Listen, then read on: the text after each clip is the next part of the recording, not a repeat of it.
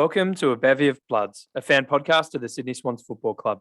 My name's Noddy, joined as always by Stevo, and in this episode number 23, we're going to talk about the game just played against the Saints, a few general topics in the AFL, the game ahead against the Kangaroos, and finish off with all of our tips for the rest of the round. So to all you Cygnets and Swanlings out there, fluff up your tail feathers and settle in for a potentially biased yarn about all things to do with our beloved Bloods. Last Saturday night on the 7th of August at an empty Marvel Stadium, the 5th place Sydney Swans were defeated by the 13th place St Kilda Saints by 29 points, with a final score of 14,993 to 10,464. Okay, Stevo, first impressions. What did you think of that? Oh, look, it was a shame. A bit of a letdown after a good couple of weeks, a good 5 weeks or so of being up. But, you know, they were harder. They were better. They pressured us out of our game. They wanted it more. I think their pressure really reduced our options and it forced us into errors. And, you know, we were able to stay in touch through the first half and stuff. And we even challenged briefly after half time, but they saw us off. They played really good footy. They didn't let us play the way that we wanted to play. And, you know, they were at their best. We were a bit off. And we've seen all year in the AFL in such an even competition that's enough to get an unrespected result. And that's what happened this week. Saints got a good win. Yeah, I remember looking over and saying to my missus at quarter time or half time, I think, just like, if we keep playing the way we're playing, I really don't think we're going to win.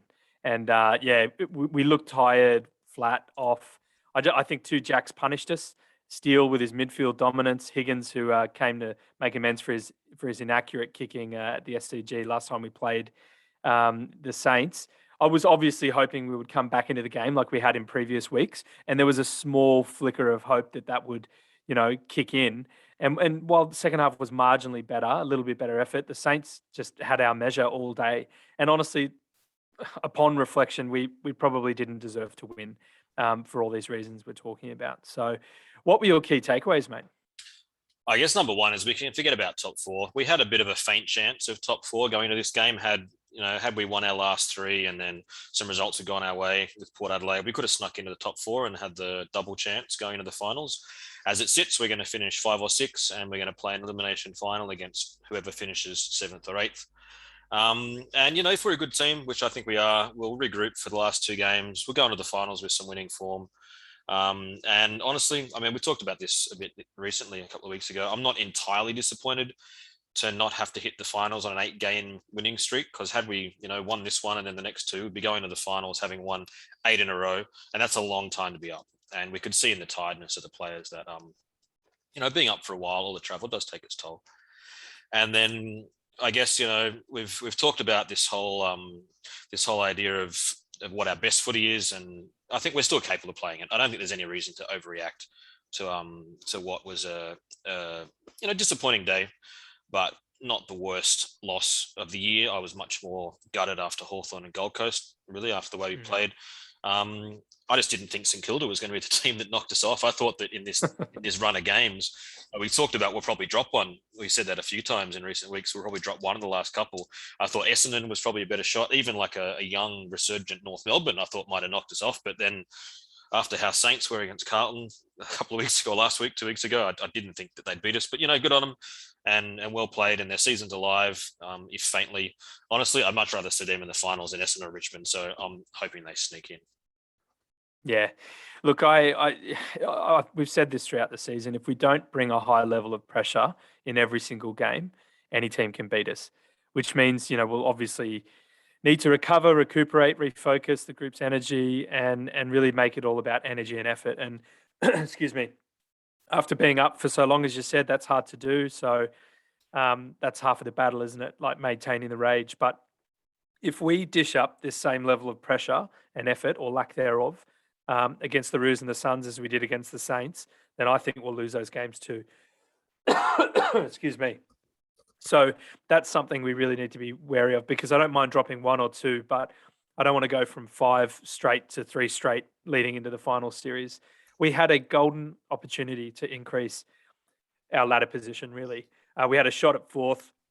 I know a few other things had to go our way, but now we know clearly, as you've said, that 5th is the highest we can go and 6th is the lowest we can go. So obviously we're going to be watching the logjam of teams from 7th to 10th very keenly to figure out who it is we're coming up against. God knows where that's going to be. I guess we're going to talk about a little bit about that later on. But I still think that if it pans out, we play West Coast at Optus. That won't be great, but they've got a hard road ahead of them, and we'll talk about that later on. All right, I'm very quickly going to talk about the quarter by quarter breakdown. So in the first quarter, Saints scored 5 goals straight to our 4 goals. 1 beat us there by 5. In the second, the Saints beat us 3 goals 2 to our 1 goal 2. So we trailed by 18 points going to half time. In the third quarter, the Saints beat us 4 goals 2 to our 3 goals 2. So we're trailing by 24 at the end of that break.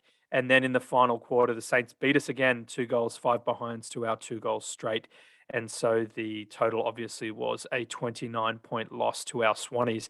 By the way, Stevo, that's the first time this year that we've lost every single quarter, which I thought was interesting. Yeah, because even in the Suns and the Hawks game, the Suns we won the final quarter, and the Hawks we drew the third quarter and lost other quarters. But this is the first time all year that we'd lost every single quarter. And rewatching it, I thought we're actually pretty close. We were playing badly, but we were in it. And then to lose every quarter, which is really a domination, but I guess it's just the margin. It was pretty close for, first, third, and fourth. And in the second, I think they were 2 goals up. So it was really just the total of winning each quarter by about a goal. And then that's the 4-5 goal margin, isn't it? Yeah, that's it. I mean, you lose every quarter. I mean, because this is the thing, like you lose a quarter by a goal, you think, yeah, we're in the quarter. But you lose 4 quarters by a goal, throwing a couple of behinds here and there, and you're done by 30 points. And that was the outcome, wasn't it? Yeah, that's it. All right, Stevo, let's look at some stats. Throw me some numbers, mate. All right, I'm going to talk about tackles again. I think this is about the 3rd week in a row now, maybe more, that I've talked about tackles, because I think, especially in a game like this, tackles equals intent. And coaches love tackle stats because it's that intent to really, really get after and harass the opposition. And good teams often are good tackling teams as well. And St Kilda had a much more intent than we did. They belted us in the tackles, 67-45, which is a massive drop off from our regular tackle numbers, which is around low 60s. So it's a huge drop, low 60s down to 45. And, they were plus 22 in the tackles. Tackles inside 50, they were 17-5. So that's plus 12. And we made 5 tackles inside 50. We talked about how good we were at tackles inside 50 a couple of weeks ago when Buddy made 5 by himself when we did that really fantastic effort. So that was way, way off. And then individually, really, really low numbers.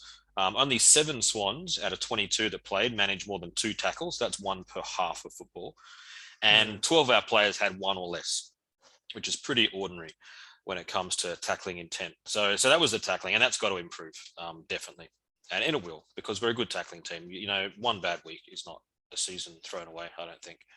And then the other thing is the amount of points we've been leaking. This is the 2nd week in a row that we've conceded 90 plus points, and only 4 times all season. So we've had 20 matches so far this season. So this was only the 4th time we've conceded 90 plus points. 2 of those were in weeks that we won against Essendon and Brisbane. And twice in a week, or 2 weeks in a row, we've conceded 90 plus points, which is a bit of a worry if that becomes a trend. Because if we give that much scoring opportunity to the really good teams, they'll tear us apart by much more than 29 points. But a fun fact, which comes courtesy of Nod, actually, he pointed this one out. I like this one. 64 points, which is what we scored, was our 4th lowest score for the season, and 93 points, which was what St Kilda scored, was the 4th highest score against we've conceded. So 4-4. Was the outcome. That's me done for stats for this week. Yeah, nice one. All right, so I'm gonna touch on a little bit about that, but from a different angle. We obviously, we're not really known for our contested possession, so we regularly lose that. It's not huge, but we regularly lose that. Conversely, we have been dominating uncontested possession. We've been speaking about that in the past few weeks, especially against the Saints. We lost uncontested possession by 39. So they had 39 more uncontested possessions than us. Coupled with turnovers, we turned it over 10 more times than the Saints. So we turned it over 83 times. They turned it over 73 times. And Stevo, very kindly, you looked into some individual numbers on this. Parker, Dawson turned it over 9 times each. Florent, Papley, McInerney, Stevens, Kennedy, Goulden, Rowbottom, all 5 times each. So players who you really wouldn't think would be turning over that much were. And that's not a slight on them. That was really just the theme of the night. And then I looked at these numbers compared to the post bye. So from rounds 15 to 20, so 6 games, including that loss against Port and Adelaide Oval, and then the 5-game winning streak compared to the Saints game. So round 15 to 20 versus round 21 game against the Saints. So we'll look at tackles. We had an average differential of -3. So over that 6-game period, we lost the tackle count by -3. So it's close, right? It's a close difference. Against the Saints, as you mentioned, we lost by 22. That's a huge difference. Inside 50 tackles over the 6 games, we were plus 1.85. So almost 2 inside 50 tackles a game. Against the Saints, as you pointed out, Stevo, -12. In terms of turnovers, we had 4 fewer turnovers per game over that 6-game period, whereas against the Saints, we had 10 more turnovers. And then finally, when it comes to uncontested possession over that 6-game period, we were averaging plus 44.5 uncontested possessions per game compared to the Saints game where we lost -39. So this just goes to show how far off we were against the Saints when it comes to this sort of pressure style, hold the ball game style that we'd been playing and pulling off really well when we got that 5-game winning streak. So they were the numbers I looked at. Have you got anything to add to that, Stevo? I guess just with the turnovers, because I think it's an interesting point you bring up, and I mean turnovers come from St Kilda's really good pressure. They really pressured us out of our game, and if you can put a lot of pressure on opposition, you're going to turn the ball over, which gives you opportunities, and that's what they did very effectively, and it shows up in how we played. Because normally, we're a team that's trying to work really hard to force turnovers. We're one of, or even the best team in the comp for scoring from turnovers. So they really took one of our strengths and threw it back in our faces and did it really well. Yeah, I think even Horst touched upon that. Is like their pressure put pressure on all facets of our game, but it especially affected our accuracy and efficiency. We weren't executing basic skills, and you look at a seasoned player like Parker or Kennedy, and they're kicking simple 15-20 meter kicks to each other, to a teammate, and it's they're making their teammate reach up really high to take the mark. So it's a poor kick, and I think you were saying that is just that's the total effect of what pressure does to you. It puts you off and it makes you not kick as you normally would. So it was almost like it was like a double blow there. They stole that from us. They stole 2 things from us. We weren't able to match them in the pressure, and then they took our efficiency and accuracy away. So well played to the Saints. Stevo, there weren't too many, but what were your favourite moments, mate? Yeah, if there weren't too many. One that I really liked was midway through the second quarter. There was a contest on the boundary line near the wing. Callum Wilkie, who did a really, really good job following Buddy Franklin around for the game, like full credit to him. And the ball was on the wing. He picks it up. Within a moment, he gets barreled over the line by Franklin and Reed. That's a solid 200 plus kilos worth of 1.95 plus centimeter blokes just crashing you over the boundary line in a really, really strong gang tackle. So I enjoyed that. And I couldn't help but think, especially watching the replay, if we'd had that sort of intent all game, maybe we would have got a better result out of it. So that was enjoyable to watch halfway through the second quarter. And then another one, and I always talk about Errol Goulden, and I am always coming up with moments I think that involve him, but I've got another one. So indulge me. We talk a lot about how smart he is with the ball and how much of a level of football intelligence he has, not just for his age, but for any player in the AFL. And there's about 5.5 minutes to go in the second quarter. Goulden gets a loose ball coming through the centre. He looks up, he realizes he's got nothing in front of him. There's just a bunch of Saints players ahead of him. So rather than just bombing the ball into a forward 50 and it coming straight back out when St Kilda takes an intercept, he does a really, really late change of direction. He even buys himself a tiny bit of time, goes sideways, pokes a little pass sideways, I think to Papley, so we can retain possession, which gives our players time to run forward and start up an attack. And I really like that just because it shows the type of composed and thinking footballer that he is. And like I said, I mean, most players doing that, running through the centre, they blast away.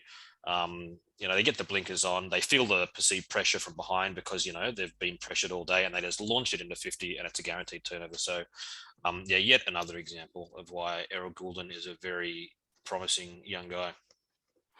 I think I've just figured out what your Christmas present is, Stevo. I think I'll get the job done if I get you a Guernsey with 21 on the back there, mate. So, it's clear he's your favourite player, and rightly so. He's a wonderful player, and we're very lucky to have him in. All right, for me, mate. Just very quickly off the bat, two individual moments of brilliance. Papley's beautiful snap that just kept bending and bending in the first quarter. Similarly, Dawson's effort smothers Marshall. Trying to exit D50, he picks it up and does another beautiful snap, albeit on the left, his golden left peg. So there were two great moments, I think, of individual brilliance. Two game moments that I was trying to sift through and find some sort of positive moments. Third quarter, 4 minutes in, Heaney does a beautiful lace-out kick to Papley, who's charged on the lead out of the inside 50, and that was just sublime on its own. But then Papley obviously betters it. He centres it inside 50. There's a little bit of good groundwork there by Reid, Joey and Dawson, which ultimately leads to Goulden's snap-on goal for his first of two goals. So I thought that was pretty cool. Fourth quarter, 9 minutes left. Parker intercepts, I think it was a Seb Ross kick on our D50. Handballs over to Hewitt, who handballs over a man to Blakey. Lizard's got the afterburners on, screaming off the 50-metre arc. Kicks long inside 50 to Heaney, who was followed closely by Highmore. It's a bit of a contest there. Ball comes to ground. Wilbur Haywood follows up, puts a bit of pressure on the Saints man. He's following, gathers the ball, snaps across his body, one bounce in the goal square, and then through for a goal to bring us back within 3 goals. And I thought there was just a whiff of possibility for a comeback there at that point, but it wasn't to be. But for me, they were the moments that stuck out. Disappointing. But I guess, we couldn't just keep winning. Could we? Could we? Could we? Yeah, and look, Maybe. honestly, if we have to have what's the deflating loss, I'd rather it have been against St Kilda than against Essendon the week before. I'm much happier losing to St Kilda. I don't mind St Kilda. That's true. I follow you on that. All right. Next up, we're looking at the ABOB medal, where Steve and I give our 5 best Swans on the ground using the 5-4-3-2-1 scoring system, with 5 points being the best. Steve, kick us off. Okay, it was not easy to find votes for players any more than it was to find favourite moments of the game, but I did for the sake of the exercise. Jake Lloyd was my best, then Luke Parker, Tom Papley, Josh Kennedy, and Cunningham was my last one. Nice one. I had Lloyd with 5, Dawson with 4, Parker with 3, Papley with 2, and Georgie Hewitt with 1. So why don't you just kick us off and we'll go back and forth here, mate? Sure. I thought Jake Lloyd, he was really steady in the back half, and I gave a lot of votes for effort today. Last week, 3 days ago. A lot of votes for effort and guys that really tried all day. Lloyd was one of them. 30 touches, 100% efficiency with his disposals on a day where we used the ball pretty poorly. So that was a pretty solid game, I thought, on a pretty flat day. Yeah, it's funny. I had Lloydie first, and he was best and fairest last year, and we hadn't really picked him much this year. But in a poor game where everyone was poor, he sort of really stood out. And likewise in terms of Parker, as you mentioned, mate, like I just think he gave a pretty strong effort on a flat day. 30 disposals, 12 clearances, which was the match high. But he was off, but yeah, he was quite good. Yeah. I had him high up mine too. And then Papley, he worked really hard to bring others into the game. I think his role is really tough. It's very hard to be a small forward. And he was playing a lot of time in the centre square. He was attending a lot of centre bounces. He tried hard.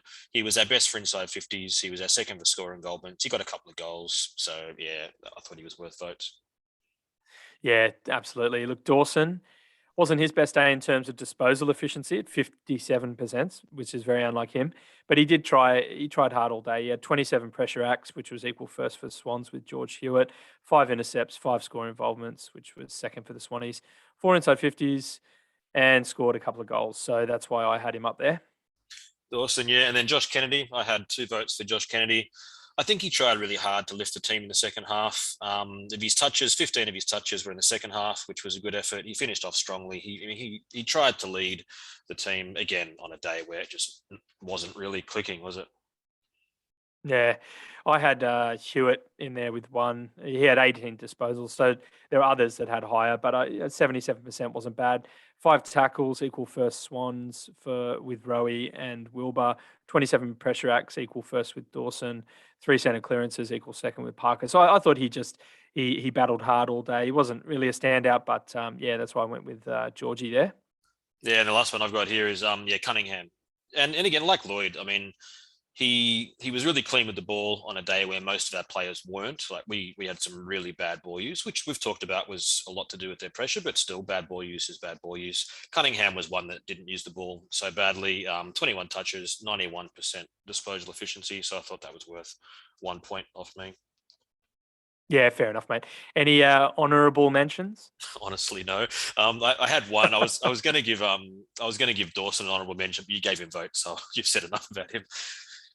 Yeah, I just think the players that had been contributing on the fringe didn't really this game, and it was just sort of it was a bit flat across the board, wasn't it? So that's probably enough about that. It actually reflected in the fantasy results, and I'll get onto that now. So give a quick update on our AFL fantasy team, a bevy of bloods consisting solely of current Swans plus a few ex-Swans to help out with injury cover.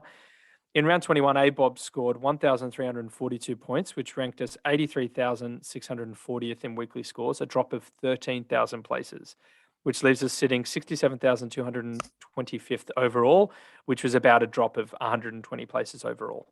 2 of the top 5 high scores came from Swannies, Lloyd in equal third on 102 and Parker in fourth on 97 points. The highest scoring Saint and player of the game was Jack Steele on a massive 139. The top 5 Swannies were Lloyd with 102, Parker 97, Blakey 84, Kennedy 82, Cunningham 78. Lloyd getting the job done again with yet another ton, his 11th 100 plus game this year. 11th 100 plus game this year is a bit of a tongue twister. Sorry, mate. And he's also had 5 games of 90 plus. So he is contributing, although he hasn't been scoring very well in the ABOB medal. He's getting it done in fantasy. Look, just as the game played out, we really didn't give enough effort around the park to produce any decent fantasy scores. You can see the top 5 scores there. There was only one over 100. I think it was last week or the week before where we had something like 10 players over 90. So that it sort of equates to effort. And yeah, it was just a bit disappointing this game, as we've already touched on. In terms of trades, depending on the Bell, Wicks, Rowie, Stevens, Warner, Campbell selection discussion point or logjam, we'll likely need to make some adjustments for team structure. But more on that in segment 3. All right, Stevo, over to you for a VFL update. Oh, there's not much to talk about. There was no VFL that we know about that we could find any info about, at least not any Swans VFL. And as far as I know, Melbourne is back in another lockdown, I think. So maybe that's impacting it. There hasn't been anything going in Queensland that we know about. So we're not sure when the next game is going to be. We're not sure when we played last. And it makes it pretty tricky for our young guys on the fringes to stake a claim for spots coming into the final weeks of the year when there's no proper competitive footy. I mean, I'm sure they're playing scratch matches and stuff, but it's a difference. So yeah, it's one. We'll keep you up to date. Anything else we find out, we'll let you know. Yeah, thanks, mate. All right. Well, that brings us to the end of the game review. We're on to segment 2 now, AFL Hot Topics, where we have a quick chat about a few things going on in the AFL in general. Right, number 1, Steve, off the bat, this is a pretty big one. Taylor Walker racism suspension, followed over the weekend by racist attacks on Alir, our beloved chandelier. Look, the Taylor Walker comment was made in reference to North Adelaide player Robbie Young. He's an ex-Saint. During a Crows reserves match in the Sandful on July 17th. Comment was reported by an Adelaide Crows official who I believe overheard it as it happened. Walker was then suspended for 6 games by the AFL, must make a donation of $20,000 to an Aboriginal and Torres Strait Islander program in South Australia. Then on Saturday, Alir was attacked by an anonymous user on social media. Oh, my goodness. I was so shocked to hear this. Shocked and disappointed. How about you, mate? Absolutely, and it's again and again like this. Just it seems to keep coming up and up and up in football and in society. And a lot's been said by a lot of people. So what I've actually got here, I got three people who've spoken, I think, very eloquently in the past few days about this. And I'm just going to say a couple of things that they've said. One's Tony Armstrong, one's Eddie Betts, and one's Matthew Nicks. So Tony Armstrong first. One thing that he said the other day, he said we always have to, and by we he means Indigenous people. We always have to, with a smile on our face, be the ones who take the higher ground, not be angry, be the ones to put the olive branch out and educate. There's no place where there's more education than the AFL. Indigenous people over-index in the AFL. There's enough there for people to know better, and it's so disappointing. And to be quite frank, we're all pretty angry. 23 years ago, Peter Everett got a 4-week suspension and a fine for a racist incident, and now it's only 2 weeks more, and then he's asking for more weeks and for more suspension and more education. That's Tony Armstrong, former Swans and former Collingwood and former Crows player. Stevo, I might just say something there. Yeah, It's an interesting point he makes, because if you watch the video, the apology video that Walker does to Young, Young is effectively consoling him, yeah, and it was difficult to watch, and it's clear that Walker is ashamed and really apologetic, but it just, what Tony Armstrong said there is just exactly what we see in the video, and it's just unbelievable, isn't it? Really. Sorry, yeah. Matt. I just thought I'd make Yeah, that no, point. and totally. I think it's a really good point to bring up, because it should never be like the onus should not be on the victim to have to also be the healer in any Yeah. sort of situation like that. And yet this is a situation that continues, and like what Tony Armstrong is saying. And then Eddie Betts, I mean, he's been a great player for a long time for Carlton, and then Adelaide, and now again for Carlton. And I actually saw him. He was on AFL 360 just before we started recording. He talked about this again just in a short piece. He's a regular panelist on there, and he just looked broken. Like he was speaking about it, he looked exhausted, like absolutely exhausted. And he's normally a guy that's got a lot of positive energy about him when he speaks in public, and he just looked shattered when they were talking about it again. Mm. And so something that he said a couple of days ago, 2 or 3 days ago, he said, when it comes to racism, we're not moving forward, we're going backwards. The sad thing is I'm used to it. That's the sad thing. We as Aboriginal people are used to it, and we keep fighting, but it's hard. Racism does exist in Australia. And over the past 10 years of playing AFL footy, I've been racially abused every single year. It happened last week, it happened the week before, and it happened the week before that. That's Eddie Betts. And just this complete, exhaustion, frustration, whatever Mm. word you want to use. And then the final one that I've got just a few words from is Matthew Nicks, the Adelaide Crows coach and former Swan, played for the Swans in the 90s and 2000s. And he had a very long press conference. And I recommend, if you get the chance to go and look at it, if you just go to YouTube, type in Matthew Nicks press conference, and it'll pop up. He spent about 20 minutes talking about this earlier in the week, or just after it had been announced. He said, we need to use this profile, that is the AFL, to educate the community around what's acceptable and what's not acceptable. If you hear the wrong thing being said, you need to stand up. It's time for us to say enough's enough. And when I say us, I'm talking about white people. And that was Matthew Nicks. And his entire press conference is also worth a watch, as is everything that's been said by Armstrong and Betts. Mick O'Loughlin also spoke recently in the last week about the same topic. You can find all of this just with some quick Googling. And, all the information is out there, and I think it's important to listen to the people who are affected by it. Yeah, I think I heard Matthew Nicks saying, he felt like picking up the phone and calling Mm, players that, mates of his, that, Indigenous mates, and just apologising. And obviously, we're talking about this now, Steve, as Swans fans, because obviously, I think I don't want to say more than other clubs, but certainly in recent history, racism has obviously been a thing that has affected the Sydney Swans Footy Club, with most prominently Adam Goodes and the way that he was treated. And I think that every Swans fan will agree that it was just unacceptable behaviour. Well, it should be as a human, but it happened to our club. So I think that we're united and progressive in this. And it's a passionate topic, obviously. And I think Matty Nicks is an ex-Swan, when he said, I want to pick up the phone and call my mates and apologise because it's not good enough. I thought was, you know, it was indicative of the Bloods, I think. And I'm just like Taylor Walker. I don't think, I really actually don't think he's going to play again. I think this is going to be the thing that brings him down, and the thing that he was going to regret for his whole life. And I'm not ready to really accept his apology, to be honest. I just can't. I'm just gobsmacked, mate. Yeah, I don't know.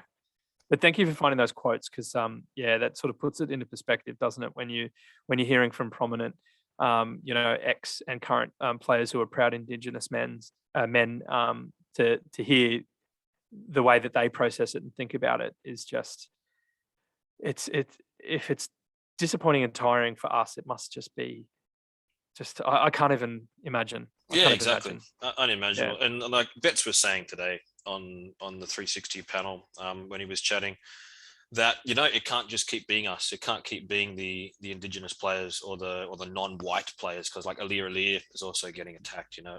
It's endemic throughout the society really, and it surfaces at the AFL level and it surfaces everywhere. It's more prominent at the AFL level because of the profile. And so what Eddie Betts is saying is, look, it can't just be us. Like, it can't just be the people who are on the end of this all the time that are the ones who are trying to find the way through this. It's got to be you. And he said, you like sitting on your couch, it's got to be everybody that has to be part of a solution and a way forward.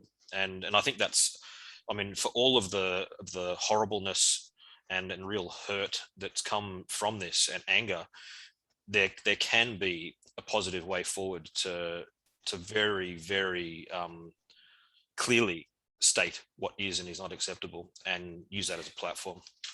So here's a question without notice now, Stevo.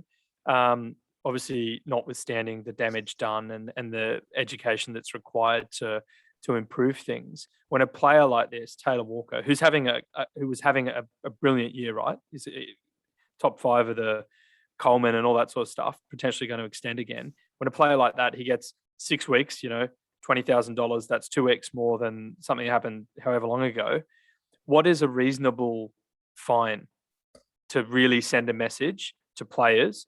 It shouldn't be about this, but if it's going to be the thing that kickstarts people to think about this, how do we, are they out for the season? Is it a $50,000 fine? Like, what is the level that we're willing to go to penalize players to make, make a lesson to say this is not good enough. It's got to start with us as AFL footy players to set an example for the community. What do you think? I'm not going to say that this or that any particular penalty of this nature deserves or it should be allocated to a particular action, because I think the real people that are at the heart of this and that understand this is the victims of this sort of behavior.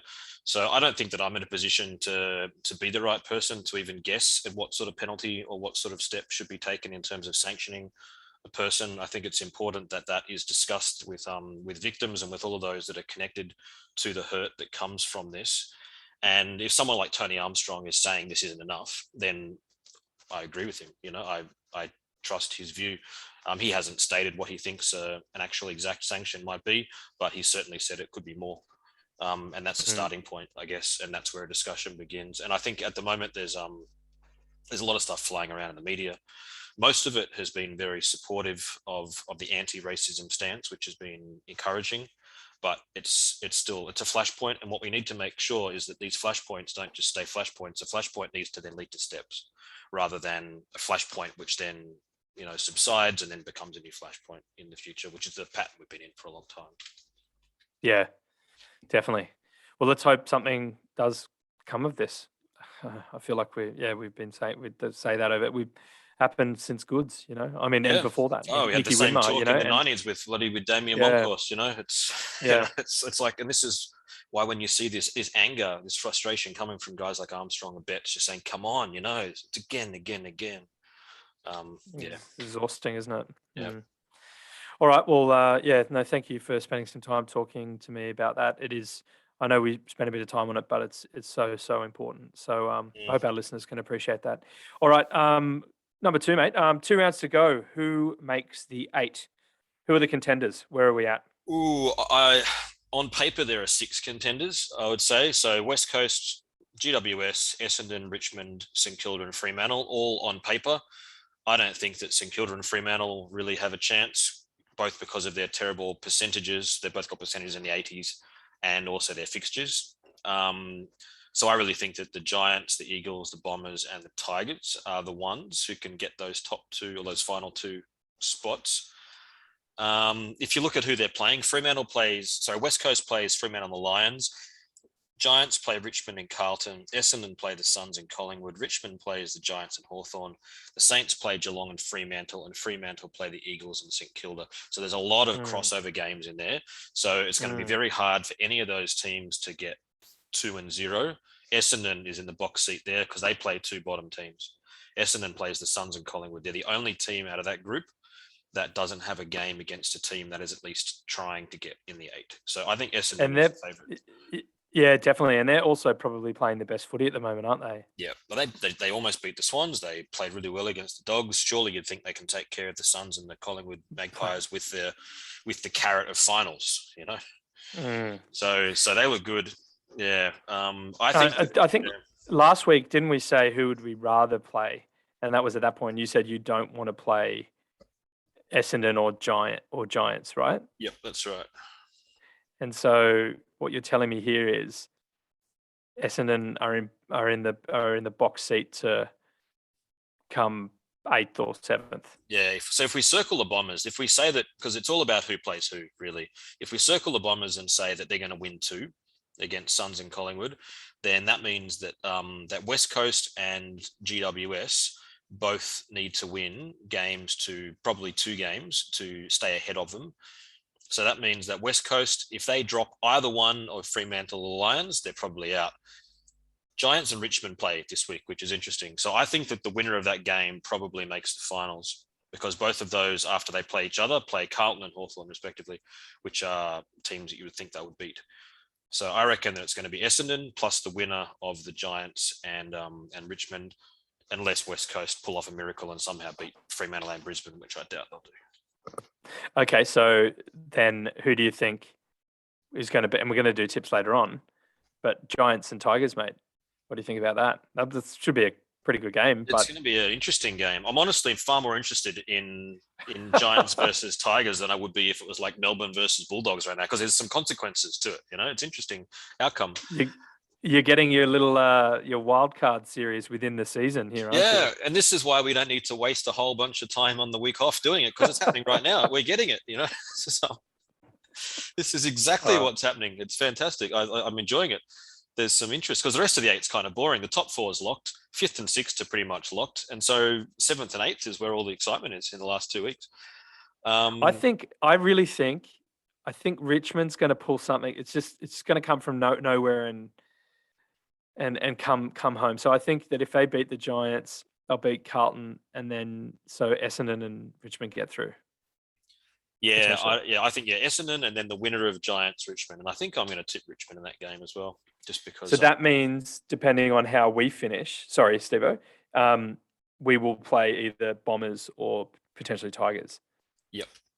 If that's the case, who would you rather play? I'd rather play the Tigers than the Bombers. Yeah. Yeah, goodness. I'd rather play neither of them. I'd rather finish top 4 and get a guaranteed second final. Yeah, I'd rather avoid any and all sashes. Any teams with sashes, and the Giants while we're at it. But I'd rather play Fremantle. Can they still make it? Not really. Probably not. A Nat Fifeless Fremantle. Although Dusty's out, so who knows? Yeah, we'll have to wait and see. But it's going to be interesting. It's interesting and exciting. So we're lucky to be in a position to be, have this stress already alleviated. But it's a shame we couldn't go higher with a couple of these crunch losses we've had this year. Hawthorn and Saints really stick out in my mind. But all right, let's just very quickly, Buddy, 1,000 goal countdown. Buddy kicked 1 goal, 1 against the Saints. So he now has 14 more goals to kick to reach the 1,000. Can he do it? Will he do it? Who knows? Let's hope so. Let's not hope so. All right. Segment 3, we're looking at the round ahead now. In this last segment, we're going to preview the most important game of next round. That is, of course, the Swans' next game. After that, we'll finish off with all of our tips for the rest of the round. Game 7 of round 22 is an away game for the once again 6th place Bloods, tentatively scheduled to take place this Saturday night on the 14th of August at Marvel Stadium in Melbourne, against the 18th placed North Melbourne Kangaroos, with first bounce to be announced in the coming days. Probably, what do we say, Saturday night? So probably an evening slot there, right? So 7:20 or 7:50 or something like that. All right, Stevo, injury status, team changes. How do we pull up against the Saints? health-wise, and what changes might we be looking at? We still have a very blessed injury list. We have Naismith, who's out with his ACL, and then Mills with a late withdrawal with some Achilles soreness. He's got Achilles tendonitis. He was a late withdrawal before the Saints game. And apparently what we've heard from John Longmire is that he's been managing the injury all year. And that time he was in lockdown meant they couldn't really put the load they needed to on it. Apparently, I don't know the details about this injury, but from what Longmire said, it's the type of injury that requires consistent load on it. You can't just not be working on it to manage it. And that was not able to be done when he was locked in his hotel for the 2 weeks that he was stuck in Queensland. And Longmire has said that, if he's fit, then he'll play this week because there's nothing to be gained by resting him. If he can play, it's just a matter of whether he's able to play. So hopefully. Just Achilles tendonitis. Sorry, I just have to say this on my mind. It sounds like a Greek hero, doesn't it? It does. Something Achilles, he was the hero, wasn't he, from the Trojan War, I think. But even tendonitis, that sounds like Achilles tendonitis, like is a super famous Greek hero. But a little bit nerdy there from Noddy, so we'll move on. Look, so who plays if he's in? He plays. That's the question. Yeah. So if Mills is fit, someone gets dropped. So we've got to think who's out. All right. So off the dome, Stevens, Rowbottom, potentially. What do you think? Probably. I mean, I think these two are a bit stiff because they're both young. They've both come into the team when the team didn't play well. It's not easy to try and push a claim when you're in a team that's playing poorly. But then at the same time, neither of them really starred or even played particularly well. And often it's a sort of last in, first out thing. So probably if it's Mills in, then maybe Rowbottom because it's a midfielder for a midfielder. Stevens is a bit more of a wing. I mean, maybe they both get dropped. Maybe Campbell or Warner are ready and Stevens and Rowbottom both go out. Maybe Wicks needs a rest before finals and they rotate him out. I'm not sure. So, okay, we're looking at potentially Mills is not fit, Stevens, Rowbottom, and Wicks get dropped. So that's 4 players. Who comes in for them? 4 players. Who do we have? Stevens, Rowbottom. Mills would Wicks come back and in. Mills. Oh, okay? So you're confident that he's coming back in? Yeah, let's assume Wicks. Let's assume that Mills plays. All right, so 3 players. Yeah. So so you're bringing in Mills and Campbell and Warner. Then you'd need to drop 3. Stevens, Rowbottom, and Wicks would be maybe the 3rd. Not because I think he should get dropped, but maybe he needs a rest. I don't know. Maybe they don't bring them all back, but they'd be the 3. I reckon that'd be in contention. There's been a little bit of chat on socials about Dylan Stevens, obviously, in the past couple of weeks as well, trade rumours and all that sort of stuff. I think everyone was pretty stoked to see that he was in the 22. Look, we're not this podcast is not about bagging out our team. We love everyone on the list and they're there for a reason. I do think Dylan Stevens will come good. It might take a little bit longer than I think people are hoping for. But I do have to say at times during the game against the Saints, he looked a little bit lost. But again, it's hard for him to come in and feel like he's got to make an impression so he holds his spot. But then the whole team's playing pretty poorly. So, maybe his performance stands out. But did you see it similarly with Stevens, Stevo?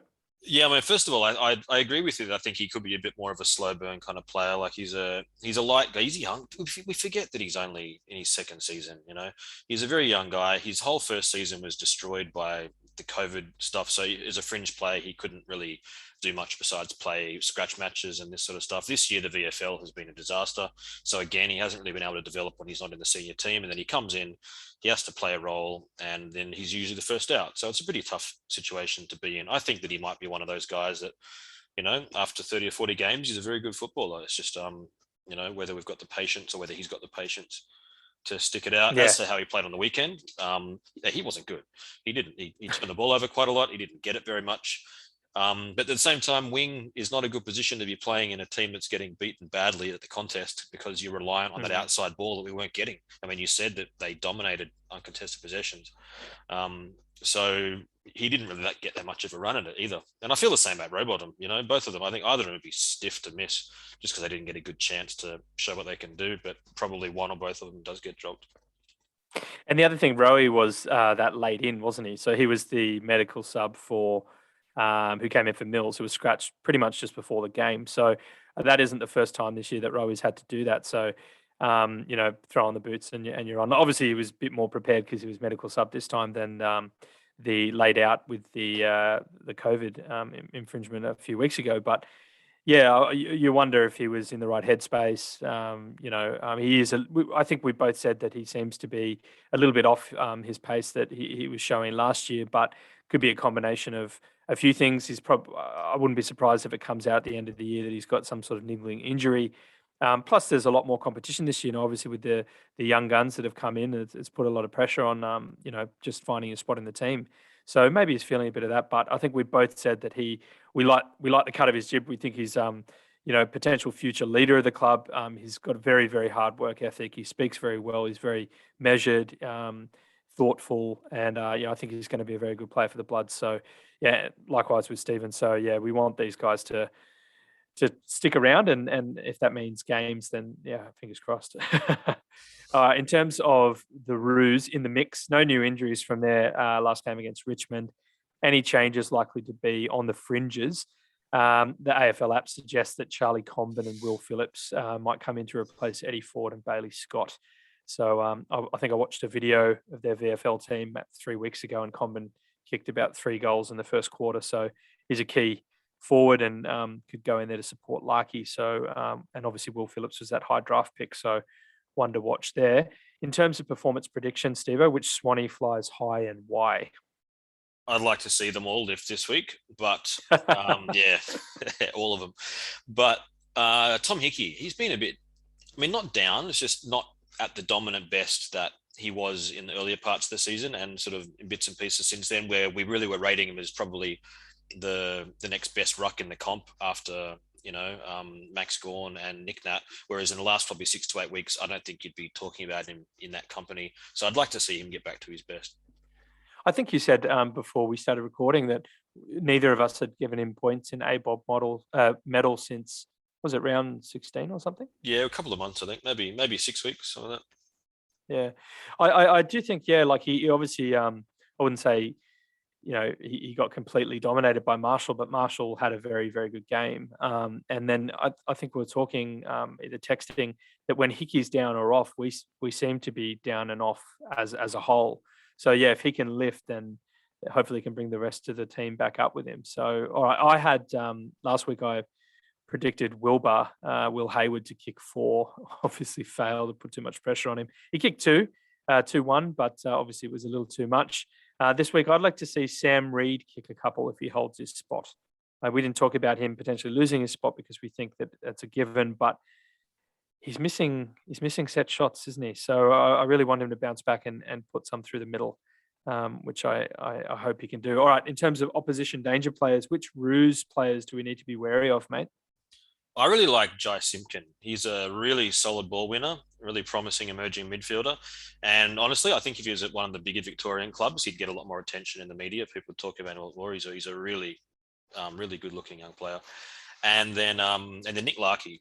He's shown he can kick bags. He kicked 7 against Carlton a few weeks ago, I should say. And yeah, he's one that we need to keep an eye on in the forward line, and especially not give supply is always the important thing with restricting forwards, is not letting them get too many jumps at the ball. Yeah, definitely, mate. I'm looking more at Taron Thomas. Apologise if I pronounced that incorrectly. But yeah, he's a young gun having a breakout year. He's had 20 plus disposals 5 times this year. Otherwise, Aaron Hall is killing it off the halfback in a career resurgence period. And Zeeble, the captain or ex-captain, I think, is 6th for marks in the league. So he's also playing really, really well in that renewed position off the halfback. Cam Zerha for me is a bit like Jake Stringer, or he's sort of a bit of a barometer for the Roos. If he's up and about, I think that they can play really well, and he provides that good support there to Nick Larkey. Look, in terms of the buddy matchup, that's probably going to be Robbie Tarrant, and he's been a very good defender for a long time. So let's hope he gets a bit more selfish than Wilkie and decides to leave Buddy a bit more, because Wilkie played him pretty well against the Saints. But in terms of Larkey, I would say McCartan. I think Larkey's a bit taller than him, but I think McCartan needs to he needs to bounce back, I think. And I think Larkey will be an interesting assignment for him. You see anything there, Stevo? I think you talk about the height. We don't really have many tall defenders anyway. If it's not McCartan, then who is it? I mean, Blakey's tall, but he's not going to play as a key position defender. Yeah, probably has to be him. I mean, it's going to be him or Rampy, isn't it? So Yeah, that's right. yeah. I wonder if Rampy will go to Zerha, a little bit Mm. similar in height, but Zerha's a bit heavier, so maybe McCartan goes. Anyway, obviously, we're going to watch on keenly with who matches up with who when the game starts. Winning formula requirements, Stevo. How do we get the win this week? Simple. Just lift the intensity and effort from last week. Don't give away a start. I'm sick of us giving away starts. It's been like 4 weeks in a row of giving away starts now. And just, get back to how we played against Eagles and the Dogs. And this is why I'm not worried, because we know that we can play good footy. The Swans are a good football team. They're one of the better teams in the competition when they're on. And you're not going to be on every week. Recapture a bit of that. We've got 2 weeks to come into finals now. We know we're going to play finals. That is an absolutely luxurious position to be in, given we've been in the bottom couple the past 2 seasons. We know with 2 weeks to go in the season that we're going to play finals. And it's just a matter of waiting to see who we play. And okay, let's build for that so we can really have a crack at it, because we're going to be playing elimination final. And, we lose one final, that's it. Yeah, definitely. Exactly the same, ditto. Effort, intensity, pressure, tackle, over 4 quarters, ... have a crack. And back to the team selection. I know we've moved on from that, but maybe this is the time, the 2 weeks that we bring in players like Campbell and Warner if they're fit to get them in potential form for finals. But obviously would be unfortunate to Sam Wicks, who's battled all year. But I know that was something I wanted to mention, and I forgot to mention it at the time, so that's why I'm mentioning it now, Steve. Sorry, mate. No. All right.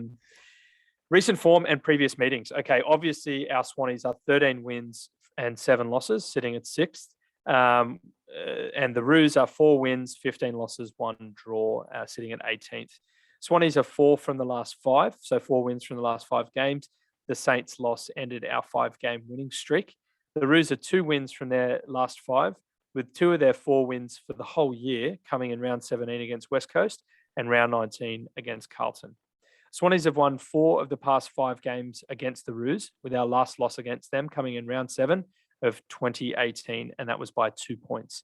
In fact, the last 4 games have been decided by 11 points or less, an average differential of 6 points. So very, very close games against the Roos, regardless of where either team is sitting on the ladder. In terms of the Roos, their 4 wins have been against Hawthorn by 7 in round 9, Suns by 9 in round 15, West Coast by 10 in round 17, and Carlton by 39 in round 19, which is probably definitely their best win of the year. That one draw was against the Giants, 94 all in round 13, which I think surprised everyone. Obviously, the Swannies have 12.9 goals a game on average, which is 3rd in the league, whereas the Roos have 9.5 goals a game, which is 18th in the league. So they're actually the worst attacking and worst defending team of the league. We're averaging 11 more tackles, 3 more inside 50 tackles, and 7 more 1%ers per game. But we're about the same disposal efficiency at 74%. But we definitely have a better conversion record than them, about 5% better, so 55% to 50%. Interestingly, though, I found this very interesting. The Roos have a slightly more uncontested possessions per game average than us. So they average about 2 more uncontested possessions per game. So perhaps a similar game style. It's just that I think that looking at all these numbers this year, we definitely have their measure when it comes to applying pressure, but certainly not if we rock up and play against the Roos like we did against the Saints. So we're definitely going to have to be on our on form, essentially. So with all that in mind, Stevo, who are you tipping? I'm going to take the Roos based on the uncontested possession differential that you just brought up. And mostly, What?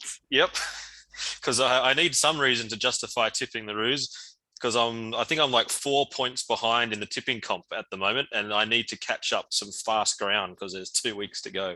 So I'm going to have to, even though I don't think they'll win, I'm tipping North Melbourne. This selfish ulterior motive of you. Oh, I'm going to tip the Swannies, mate. We need to bounce back, and I want us to play hard. If it's a close game, it's a close game, but I want us to hold our head high after putting in some solid effort and pressure like we weren't able to do against the Saints. So I'm going with the Swannies for me. Lastly, Stevo, if a group of swans is called a bevy of swans, then what is a group of kangaroos called? Oh, look, I got bitten last week. I called St Kilda a Sydney of Saints, and they What did totally. I say? What did I say? What did I say to you? I said, if we respect the opposition, we'll win. And what Yeah, did you do? A Sydney of Saints is what you said last week. I thought we were gonna flog them. I'll be honest. I'm not gonna go back in time and pretend that I didn't think otherwise. I thought we had that game, and we didn't. So I've learnt my lesson. I've learnt that you need to be humble in life and in tipping.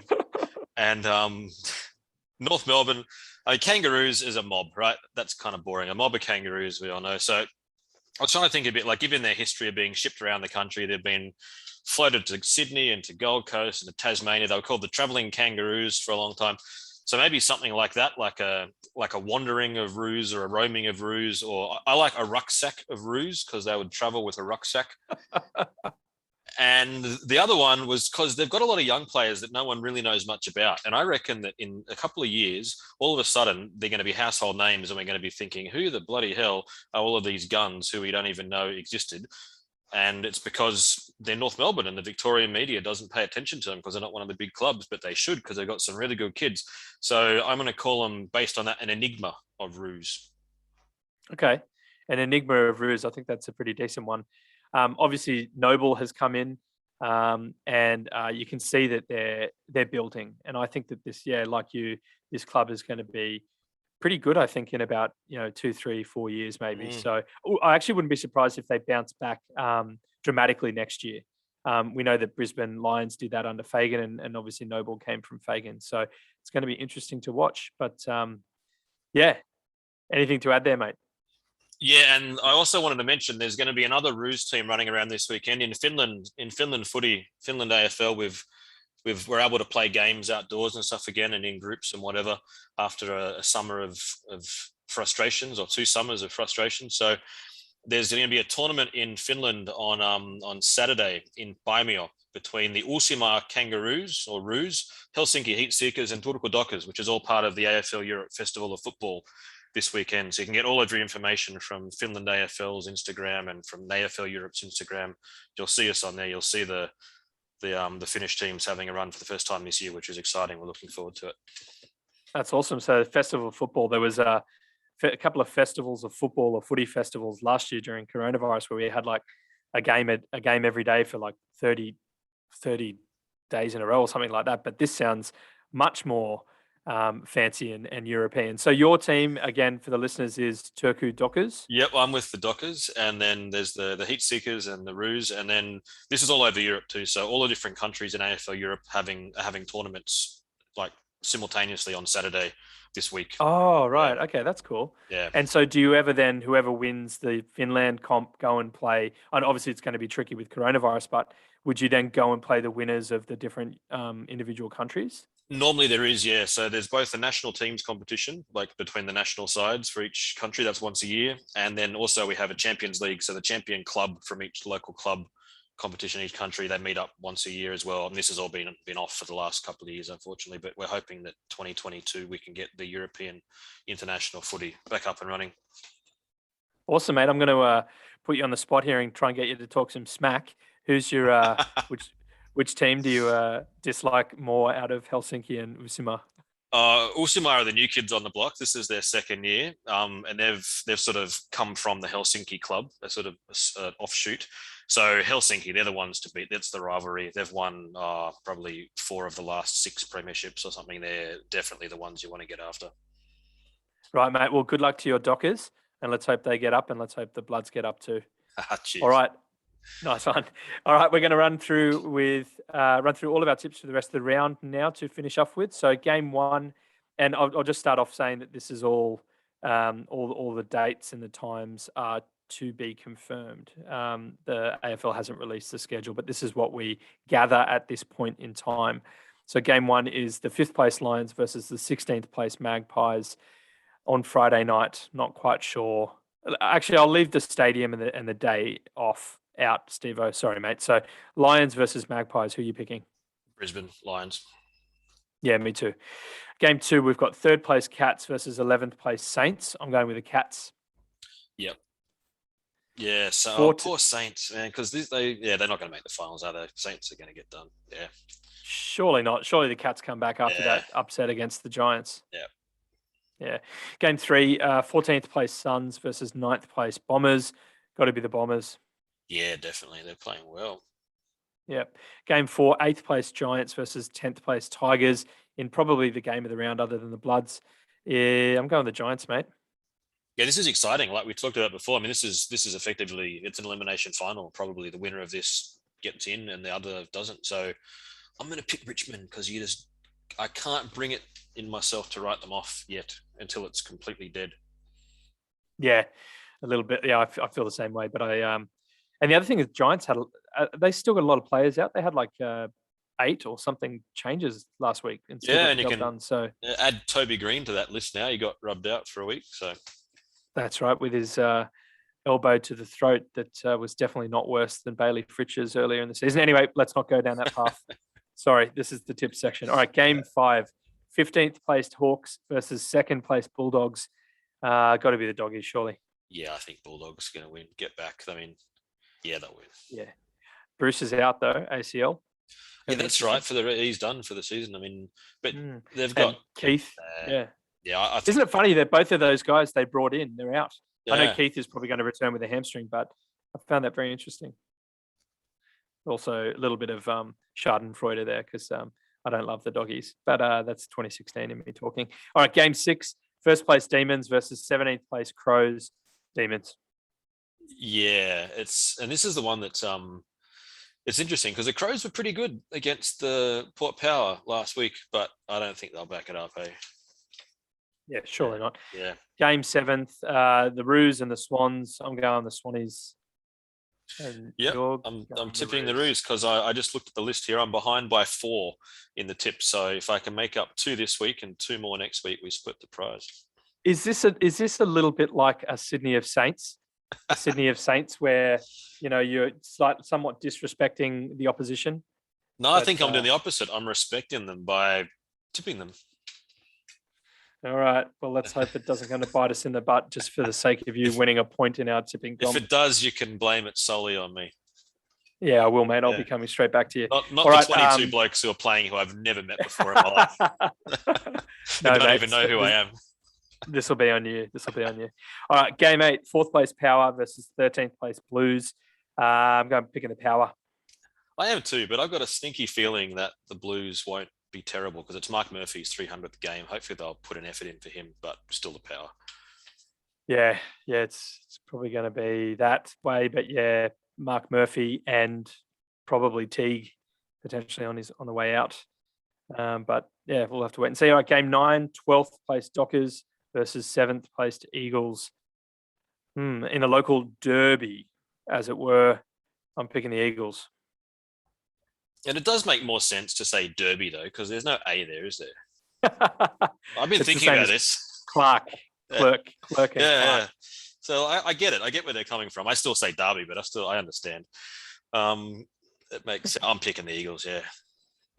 Yeah, I just think they've got their measure, especially obviously at home. So, and they should hopefully get a good crowd in there. So that'll be interesting to see. All right, so Stevo, you've got to make up 4 points in 2 rounds. It's going to be a race home. And if you're doing cavalier things like picking the Roos over the Swans, you might just do it, mate. But it leaves a funny taste in my mouth, I can tell you what. Well, you wait till you see next week, because if the Giants win and I pick the Tigers, and if the Swans win, I pick the Roos, I'm down by 6. You wait till you see my tips next week to try and pinch it.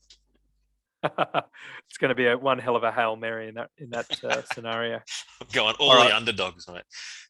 That's it. We could have done that last round. You would have I'd be picked up all those tips. Yeah, unbelievable. I can't pick a dirty nose this year. All right. That brings us to the end of this episode. On behalf of the Bevy, I'd like to say thank you very much for listening as always. We look forward to you joining us next time. Make sure to follow us on Instagram and Facebook at A Bevy of Bloods for updates and announcements. Please also feel free to check out A Quick Bevy with Swans fans on YouTube and Spotify, or wherever you check out your videos and podcasts. A Quick Bevy is a short weekly bonus series by me and a few of my fellow home game members from the O'Reilly stand, Chris and Brett, in which Swans fans take it in turns racing the clock to answer some Swans-related questions. Until then, up the Bloods, and can you Swannies?